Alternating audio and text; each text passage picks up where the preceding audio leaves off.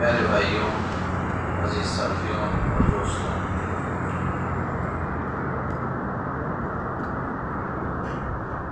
درس قرآن میں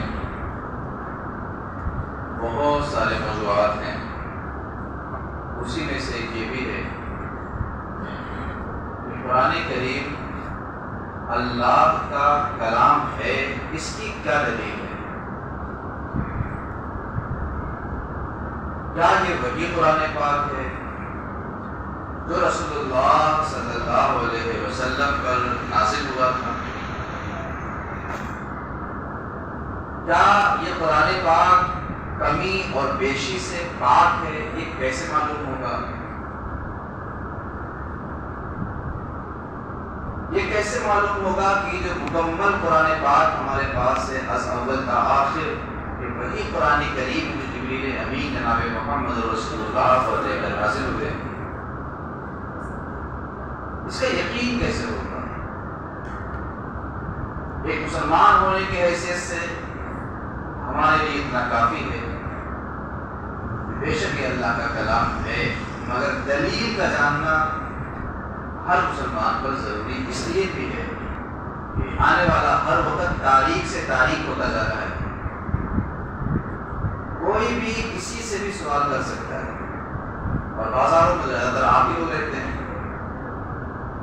لوگوں سے ملنا جلنا زیادہ آپ ہی لوگوں کا ہوتا ہے، ہر قسم کے لوگوں کی باتیں سننے کا موقع آپ ہی کو زیادہ ملتا ہے، تو وہ لوگ آپ کے ذہن میں حضور کے بارے میں، قرآن کے بارے میں، توحید کے بارے میں، آخرت کے متعلق اس طرح کے سوالات کر سکتے ہیں یا کرتے ہوں گے۔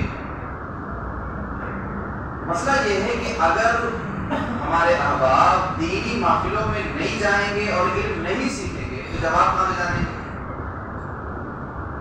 پھر ایک عجیب بیماری پیدا ہو گئی، اپنی کمزوری کو چھپانے کے لیے لوگوں کو ڈال دیں گے، ارے سکھاتے ہی نہیں، ہمارے طرف کوئی بتانے والا ہے ہی نہیں، سب اپنے کاموں میں لگے ہوئے، کوئی دین نہیں سکھاتا۔ حالانکہ اگر حقیقت دیکھا جائے تو ایسے لوگ وہی ہوتے ہیں جو عموماً نہ دین سیکھنے کے لیے بیٹھتے ہیں اور نہ کہیں پوچھنے جاتے ہیں، مگر ہاں باتیں تو بس آسمانی ہوتی ہیں۔ فتنوں کے زمانے میں چوکنا رہنے کے لیے ان باتوں کا علم ضروری بھی ہے، اور ہمارے وہ احباب جو بالخصوص دوسروں سے گفتگو کرتے ہیں اسلام کے بارے میں، دوسروں کو اسلام کے بارے میں بتاتے ہیں، یا دوسروں کے یہاں مزدوری کرتے ہیں، کام کرتے ہیں، چاہے وہ گورا سماج کے لوگ ہوں، چاہے وہ کسی اور سماج کے لوگ ہوں، بہرحال کوئی بھی ہو، ان لوگوں کو بھی جاننا ضروری ہے کہ اگر وہ لوگ ہمارے دین کے کسی بات کے بارے میں اعتراض کرتے ہیں تو اس کا جواب کیا ہے؟ خود فیصلہ کرنے کا اختیار اگر نہیں، اتنا علم اور صلاحیت نہیں ہے تو سنجیدگی کے ساتھ اہل علم سے پوچھنے کی ضرورت ہے، اور ایسا نہیں کہ وہ کرتے نہیں، کرتے ہیں۔ اسی شہر میں ایک صاحب ہیں، نام بھی معلوم ہے، ان کی دکان بھی معلوم ہے، بات آگے بتا دیتا ہوں، تقریباً آج سے 3 سے 4 سال پہلے ایک ہمارے بھائی ہیں، ان کے یہاں کام کرتے ہیں، روزانہ وہ انہیں اپنے مذہبیت کے بارے میں بتاتے تھے اور سنیت کے بارے میں شک ڈالتے تھے، اعتراض کرتے تھے، روزانہ۔ بیچارہ تنگ آ گیا، عام آدمی تھے، مزدوری کرتے تھے، فون لگایا، میں نے اس صاحب سے فون پہ جو تنگ کر رہے تھے انہیں کو فون پہ بات کہا کہ میں کل صبح آپ کی دکان پہ آ کر کے اس مسئلے پہ بات کروں۔ جب ایک آدمی آپ کے یہاں مزدوری کر رہا ہے تو آپ اس سے مزدوری کے بارے میں بات کیجیے، اس کے دماغ میں شک ڈالنا ہے، اگر گفتگو ہی کرنے کا ذوق ہے تو ہم ملتے ہیں آپ سے، وہ دن ہے اور آج کا دن ہے، انہوں نے چیپٹر کو کلوز کر دیا ہے۔ کسی اجین کے رہنے والے ہیں، کبھی مال کے آس پاس کا معاملہ ہے، بتانا یہ چاہتا ہوں کہ سب ہو رہا ہے، ٹھیک ہے آپ کو خبر نہیں ہوگی کہ کس طرح ہو رہا ہے، مگر ہو رہا ہے، نوجوانوں کو باقاعدہ بہکایا جا رہا ہے۔ اب وہ لوگ پوچھنے بھی نہیں آتے، کچھ ایسے بھی ہیں، کچھ خود ہی سے جواب دینا شروع کر دیتے ہیں، کچھ ایسے بھی ہیں کہ جب دین نہیں سیکھتے تو الزام ڈال دیتے ہیں، ارے ہمارے یہاں کچھ سب ایسے ہی لوگ ہیں، ہمیں اس کے بارے میں نہیں بتایا گیا، ہمیں اس کے بارے میں نہیں بتایا گیا، ہمیں اس کے بارے میں نہیں سکھایا گیا۔ کوئی بتاتا ہے کہ بھائی یہ سب سکھایا جاتا ہے، موقع موقع یہ باتیں بتائی جاتی ہیں، مگر آپ اٹھا دے, منہ کھول کے کہہ دے کوئی قرآن کلام الہی ہے, کیا دلیل ہے؟ کتنے لوگ مجھے بیٹھے ہو, مجھے بتاؤ کہ اس آدمی کو کیسے سمجھاؤ گے؟ پیدائش کے طور پہ ہم مسلمان پیدائشی الحمدللہ اسلام کو مانتے, سچے دل سے مانتے ہیں. ہمارے جواب نہ دینے سے اسلام غلط نہیں, اسلام تو اسلام ہی رہے گا, مگر بات یہ ہے کہ اگر کوئی ایسا کر لے تو جواب کیا دیں گے؟ پھر وہ آپ کو مزید گرانے کے لیے کہے حضرت پرانے مسلمان ہیں, آپ کو اس کے بارے میں بھی نہیں معلوم. یاد رہے, اسی لیے تقریریں کی جاتی ہیں, اسی لیے پڑھایا جاتا ہے, اسی لیے درس کیا جاتا ہے, اور اسی لیے سکھایا جاتا ہے. تو ان چیزوں کو ایک فارمیلٹی کے طور پہ, صرف نیکی حاصل کرنے کے طور پہ مت سمجھیے. اس کو معلومات کو جمع کرنے کے لیے, معلومات کو حاصل کرنے کے لیے, غلط فہمیوں کو دور کرنے کے لیے, عقیدے کو مضبوط کرنے کے لیے, جانکاری کو بڑھانے کے لیے اس نیت کے ساتھ سنیے. جیسے ہمارے یہاں ہونے لگا ہے ایسا کہ لوگ انجوائے کے لیے سنتے ہیں, نعت شریف پڑھی جاتی, شعر سمجھ میں آیا کہ نہیں آیا اس سے کوئی مطلب نہیں, پیسے پھینک رہے خود اٹھاتے ہیں. اب ان سے پوچھو کہ جس شعر پہ پیسے پھینک رہے ہو ذرا بتاؤ شعر کا مطلب کیا ہے, نہیں جانتے. اکثر کا یہی حال ہے. تو گویا کہ تماشا ہے دین, ان کے لیے دین تماشا ہے, ایک کھیل ہے, ایک انجوائے کرنا ہے, مزہ کرنا ہے, وہ مزہ کرتے ہیں. تو دین کو تماشا نہ کریں. ایک بندہ بھی اگر غور و فکر کے ساتھ سمجھنے کی کوشش کرے تو جس دن غور کرے گا اللہ تعالیٰ اس کا سینہ کھول دے گا. اسلام کی خوبیوں میں سے بڑی خوبی یہ ہے کہ اسلام کے لیے جب بھی کوئی آگے قدم بڑھاتا ہے تو اللہ تعالیٰ اس کی راہیں بہت زیادہ کھول دیتا ہے. جب تک وہ کوشش نہ کرے گا راہیں بند رہیں گی. تو اس لیے میں عرض کروں گا, تقریر ہو واقعی تو تقریر کہا جاتا ہے, درس کہا جاتا ہے. ایسے درسوں میں اس لیے نہ جایا کریں کہ بس جائیں کچھ نیکی مل جائے گی, ثواب مل جائے گا, اور دیکھتے ہیں کیسا بولتے ہیں امام صاحب, کیا سناتے ہیں. اس نیت کے ساتھ نہیں. دل میں ایک ارادہ, ایک معلومات کی امنگ, ایک طلب, ایک جوش, ایک جذبہ کے ساتھ جائیں, اور پھر ذہنوں میں سوال لے کر جائیں, ذہنوں میں سوال لے کر کے جائیں. مثلا کل حضرت مولا علی رضی اللہ تعالیٰ عنہ کا عرص پاک گزر چکا, کسی شب کی اب پہلے سے اطلاع ہو گئی کہ 21 رمضان آنے والا ہے, 21 رمضان میں مولا علی کی شہادت ہوئی ہے, اس تاریخ میں محفل وغیرہ کرتے ہیں لوگ. اب ذہنوں میں مولا علی کے بارے میں سوال لے کر آئے, کون مولا علی, کیا نام تھا, کتنی اولادیں تھی, کیا خدمات ہیں, کیا عمر تھی, کہاں شہید ہوئے, ٹھیکے بیٹے تھے, ان کے بارے میں لوگوں کا کیا کہنا ہے, عقیدہ ہمارا ان کے بارے میں کیسا ہونا چاہیے, ان کا مرتبہ اسلام میں کیا ہے, میں یہ سب جاننا چاہتا ہوں. تو جب اس نیت کے ساتھ آئیں گے اور یہ سوالات ذہن میں لے کر آئیں گے تو وہ علم بڑھے گا, روزانہ وہ بڑھتا چلا جائے گا. اور محض سنا, اچھا لگا, سبحان اللہ, ماشاء اللہ, نذرانہ دے دیا, نکل گئے, اس کا تعلق بھیا خدا را ایسا نہ کرے. میں جس موضوع کو چھیڑ رہا ہوں ابھی وہ یہ ہے کہ قرآن اللہ کا کلام ہے, اس کی دلیل کیا ہے. آپ بھی سوچیں کیا دلیل ہے, کیسے بتائیں گے غیر مسلم کو یہ کلام الہی ہے, کیسے بتائیں گے کہ عیسائی کو کہ یہ اللہ کا کلام ہے, کیسے بتائیں گے کہ یہودی کو کہ یہ اللہ ہی کا کلام ہے, کیسے بتائیں گے پارسی کو کہ یہ اللہ کا ہی کلام ہے. وہ تو آپ کے خدا کو نہیں مانتے, وہ تو آپ کے نبی کو نہیں مانتے. اسے کیسے یقین دلائیں گے کہ ہاں اس قرآن کو میں اللہ کا کلام کہہ رہا ہوں, یہ ایسے ہی نہیں کہتا, بے شک یہ اللہ کا کلام ہے, واقعی میں ہے بھی, مگر ثابت کیسے کریں گے. سوچیے, سوچنے کا موقع دے رہا ہوں. یاد رکھیں بہت سارے طریقے ہیں اس بات کو ثابت کرنے کے, بہت سارے طریقے, ایک تو نہیں بہت سارے.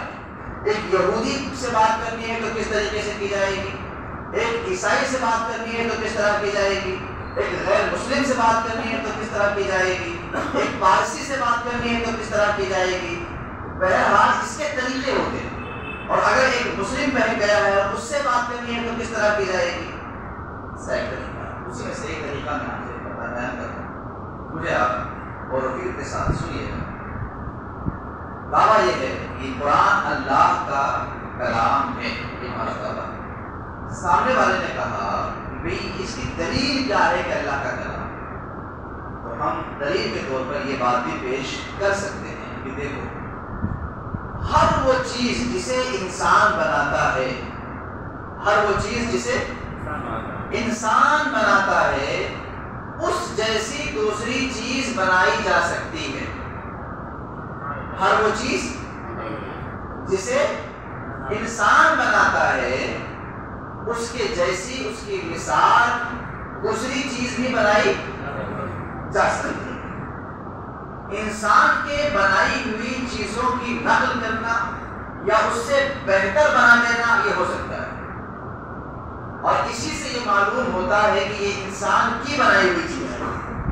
مثلا کسی انسان نے ایک بہترین شعر کہا، وہ بڑا شاعر تھا، ایک بہترین شعر کہا، تو دنیا میں بڑے بڑے شاعر گزرے ہیں، اس سے بہتر شعر بھی کہہ سکتے ہیں، تو وہ اس کا توڑ موجود ہے، اور توڑ موجود ہونا ہی اس بات کی دلیل ہے کہ یہ انسان کی بات تھی، اس لیے توڑ تھی۔ کسی نے بہت شاندار گھر بنائے، بہت زبردست بستری، تو دوسرا بھی اگر اس سے زیادہ علم سیکھ لے، سمجھداری پیدا کر لے، شعور لے آئے، تو اس سے بہتر بنا سکتا ہے۔ اور یہ دنیا میں آئے دن ہوتا ہے، کسی نے گاڑی بنائی دوسرا اس سے اچھی گاڑی بناتا ہے، کسی نے موبائل تیار کیا دوسرا اس سے اچھا بنا دیتا ہے، یہ ہوتا رہتا ہے۔ میں تقریر کر رہا ہوں، مجھ سے اچھا بھی تو بیان کر سکتا ہے، مجھ سے 1000 گنا اچھا بیان کر سکتا ہے، کوئی ناشریف پڑھ رہا ہے، اس کی آواز ہے، اس سے اچھا بھی کوئی پڑھ سکتا ہے۔ تو ان چیزوں کی نقل ہو سکتی، جو بھی چیز انسان بنائے گا اس جیسی دوسری چیز بنائی جا سکتی ہے، مگر جس چیز کو خدا نے بنایا ہے اس کی مثال نہیں بنائی جا سکتی، اس کی مثال نہیں بنائی جا سکتی۔ مثال کے طور پر مکھی کس نے بنایا؟ مچھر کس نے بنایا؟ پوری دنیا مل کر ایک مکھی تیار نہیں کر سکتی، ایک مچھر نہیں بنا سکتی۔ دنیا بہت ترقی کر چکی ہے اور ترقی کرے گی، مگر مچھر اور مکھی نہیں بنا سکتے ہو، اس میں وہ عاجز ہے۔ کیا ہے وہ؟ عاجز ہے۔ آپ دیکھیں ایک پتا جب درخت سے ٹوٹتا ہے، پتا درخت سے ٹوٹ جاتا ہے، درخت سے لگا ہوا تھا، اس میں ایک ہریالی تھی، اس میں ایک لکیریں ہیں، اس کے اندر پتے کے اندر بہت ساری چیزیں ہوتی ہیں، درخت سے جدا ہو گیا، پوری دنیا مل کر اس پتے کے جیسا کوئی پتا نہیں تیار کر سکتی، اس میں تازگی ہے، اس میں نکھار ہے، عجیب قسم کا نکھار ہے۔ قدرت کا نظام دیکھو کہ ایک ہی پانی سب کو دیا جاتا ہے، مگر 4 طرح کے درخت لگے ہوئے ہیں، اور چاروں میں الگ الگ قسم کے پھول بھی ہیں، الگ الگ قسم کے پھل بھی ہیں، اور پانی ایک ہی جیسا ہے، زمین وہی ایک ہی زمین ہے، 4 طرح کے پیڑ لگے ہیں، آپ اس میں پانی ڈال رہے ہیں، چاروں میں ایک جیسا پانی پہنچ رہا ہے، مگر پھول ایک جیسا نہیں آ رہا۔ یہ خالق کائنات کی وہ عظیم ترین قدرت ہے کہ دنیا اس کا مقابلہ نہیں کر سکتی۔ یہ عاجز ہے کہ انسان کا بنایا ہوا چیز بنا سکتا ہے، اس سے بہتر بھی بنا سکتا ہے، مگر جس چیز کو خدا نے بنایا ہو اسے کوئی نہیں بنا سکتا، اس کی مثال نہیں لائی جا سکتی۔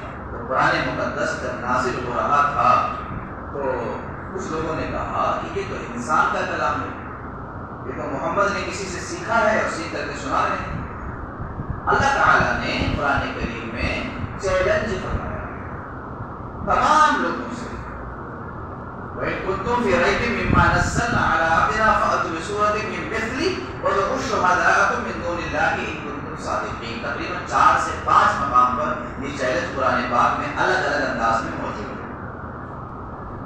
اور الگ الگ موقع پر جب لوگوں نے کہا کہ یہ محمد نے خود بنایا ہے یا کسی انسان کا اپنا کلام ہے، تو اللہ تعالیٰ نے ان سے کہا کہ تم بھی تو انسان ہو، تم بھی عربی زبان جانتے ہو، اور عربی زبان صرف جانتے نہیں ہو، بڑے بڑے فصیح و بلیغ ہو، مہارت رکھتے ہو، دنیا میں تمہارا نام چلتا ہے، زبان پر تمہارا بڑا کنٹرول ہے، تو تم اس جیسی ایک آیت بنا کے لے کے آ جاؤ، ایک آیت بنا، پورا قرآن نہیں، ایک آیت بنا کے لے کے آ جاؤ۔ پہلے یہ کہا کہ قرآن جیسی کوئی کتاب بنا کے لے آؤ، پھر کہا کہ 10 سورت جیسی کوئی 10 سورت بنا کے لے کے آ جاؤ۔ جب دیکھا کہ یہ عاجز سے عاجز ہو گئے تو پروردگار عالم نے اخیر میں کہا کہ ایک آیت بھی بنا کے لے کے آ جاؤ۔ تو پوری طاقت، پوری توانائی سب لگا دی، مگر قرآن عظیم کی ایک آیت کے مثل کوئی آیت نہ بنا سکے. حالانکہ وہ عربی زبان جانتے تھے، عربی زبان میں انہیں مہارت تھی، سب کچھ انہیں حاصل تھا. شعر و شاعری میں مہارت تامہ تھی. ایسی شاعری عرب کے لوگ کرتے تھے کہ آج بھی ان کی شاعری پوری دنیا میں پڑھائی جاتی ہے. اس شاعری میں اتنی چاشنی ہوتی ہے کہ آج بھی باقاعدہ عرب کی کتابوں کو اور اشعار کو مدارس کے اندر پڑھایا جاتا ہے تاکہ ایک بچے کو عربی زبان پر کمال حاصل ہو جائے. ان کے اشعار اتنے ماہر لوگ تھے مگر سارے لوگ سر جوڑ کے بیٹھے نہ بن سکے. پھر پروردگار عالم نے چیلنج فرمایا کہ تم سارے انسانوں کو جمع کر لو، تمہارے پاس سرداری بھی ہے، تمہارے پاس پیسہ بھی ہے، تمہارے پاس لوگ بھی ہیں، اور تم جنوں کو بلا لو. تم جنوں ان سب اکٹھا ہو کر کے قرآن کے مثل ایک آیت بنا کے لے کے آ جاؤ، ایک سورہ بنا کے لے کے آ جاؤ. اور یہ چیلنج صرف اس زمانے کے لیے نہیں، یہ چیلنج قیامت تک کے لیے. ایسا نہیں کہ انہی لوگوں کے لیے تھا. آج بھی دنیا ٹھیک ہے، کل یہ بات زیادہ نہیں پھیل پائی تھی تو آج تو پھیل گئی دنیا میں نا. اسلام کو غلط ثابت کرنا ہے تو قرآن کے مثل ایک آیت بنا کے لے کے آ جاؤ. دنیا اس قدر ترقی کے باوجود آج بھی قرآن کا مثل لانے سے عاجز ہے، اور قیامت تک سارے لوگ اس سے عاجز رہیں گے، اس کے مثل نہیں لا سکتے. بڑی کوششیں کی، ایسا نہیں کہ ہمت کوشش نہیں کی، کوشش بھی کی ان لوگوں نے، مگر جو بھی بناتے تھے خود اس پہ ہنستے تھے. بعد میں غلطی کرتے تھے کیونکہ قرآن پاک کا جو انداز ہے نا، تھوڑا سا مثال دیتا ہوں مثالوں سے. دیکھیں، جب کسی کے حسن کی تعریف کی جاتی ہے نا، حسن کسی کی خوبصورتی کی تعریف، تو اس تعریف میں مبالغہ ہوتا ہے. تعریف کا تو کیا کرتے ہیں؟ مبالغہ، بڑھا کی بات بولتے ہیں. کہتے ہیں کہ کیا پیاری آواز ہے، اس کی آواز تو کوئل جیسی ہے. حالانکہ یہ بات جھوٹ، کوئل کی آواز الگ ہے، انسان کی آواز، مگر یہ تعریف کا ایک طریقہ ہے. اور حقیقت میں کیا ہے کہ کوئل کی آواز اور انسان کی آواز، کیا زبردست چہرہ ہے، چاند جیسا چہرہ ہے. بھائی اگر چاند کو دیکھ لیں گے نا تو دوبارہ نہیں کہیں گے کہ چاند جیسا چہرہ ہے. چاند بالکل الگ ہے، انسان کا چہرہ بالکل الگ ہے، مگر تعریف ہے نا تعریف. چاند جیسا چہرہ ہے. چاند میں بڑے بڑے کھڈے ہیں، چاند میں بڑے بڑے کھڈے ہیں. اور مثال کیا دے رہے ہیں؟ ایک حسن کی تعریف کرنے کے لیے اس طرح کے الفاظ انہیں بولنے پڑتے ہیں، اور دنیا بھی سمجھتی کہ یہ باہر جہاں بھی حسن کی بات ہے اور اسے اسی طرح سے بیان کیا جائے. تو حقیقت کے اعتبار سے دیکھا جائے تو کیا ہو، حسن الگ ہے اور چاند الگ. مثالیں دی جاتی ہیں، شیر جیسا آدمی. ارے بھائی شیر جیسا آدمی نہیں ہوتا، شیر جانور ہے، آدمی آدمی ہے. شیر میں تم ہے، انسان میں نہیں ہے. مگر ہاں سب جانتے ہیں مثال دی گئی ہے کہ یہاں بہادری کی بات کی جا رہی ہے، پورے جانور کی بات نہیں کی جا رہی. بہادری، شیر کی مثال بہادری میں دی گئی. تو جب بھی کوئی انسان کوئی لفظ بولتا ہے، کوئی شعر و شاعری کرتا ہے، کوئی کسی کے لیے کوئی الفاظ استعمال کرتا ہے، تو وہ الفاظ جو بولے جا رہے ہوتے ہیں اسی کو دیکھا جاتا ہے کہ یہ الفاظ دائرے کے اندر ہے یا نہیں ہے. تو عام طور سے تعریف کے الفاظ میں مبالغہ آ ہی جاتا ہے. دوسری بات، قانون. قانون جو ہوتا ہے، قانون کی کوئی بھی کتاب ہو وہ خشک ہوتی ہے. کیا ہوتی ہے؟ مطلب اس کو پڑھتے ہوئے لذت نہیں ملے گی. صرف کہانی پڑھتے نا، کہانی کے ساتھ مزہ آتا ہے، کہانی کے ساتھ پڑھتے ہوئے، مگر قانون کی کتاب پڑھتے ہوئے وہ لذت نہیں آئے گی. وہ ایک عجیب خشک طرح کی کتاب ہوتی ہے، اس کا الگ ہی انداز ہوتا ہے، خشک رہتی ہی رہتی ہے، بالکل الگ انداز ہے، الگ الفاظ ہیں اس کے، الگ اس کے اصطلاحات ہیں، وہ الگ. پھر اس کے بعد عام طور سے کسی کی سوانح، کسی کی سیرت، کسی کا بچپنا، کسی کا جوانی کا بتایا جائے، اس میں بھی یہی معاملہ ہوتا ہے. سیرت و سوانح لکھنے والے جب اس واقعے کو نقل کرتے ہیں تو واقعہ تو مل جاتا ہے، اس سے کوئی اخذ نہیں ہوتا. قرآن کریم کا انداز بالکل الگ ہے. قانون تو خشک ہوتا ہے، مگر جب قرآن میں کسی قانون کو بیان کیا گیا ہے تو قانون کا قانون بھی ہے، عربی زبان کی فصاحت بھی ہے، اور اس کے علاوہ اس کے اندر بلاغت بھی ہے. اس کے ساتھ ساتھ اس کی ترتیب بہت شاندار ہے. اس کے علاوہ اس میں مبالغہ نہیں ہے. اس کے علاوہ قانون تو خشک ہوتا ہے، مگر جب قرآن کسی قانون کو بیان کرتا ہے تو اس میں خشکی نہیں، لذت ہوتی ہے.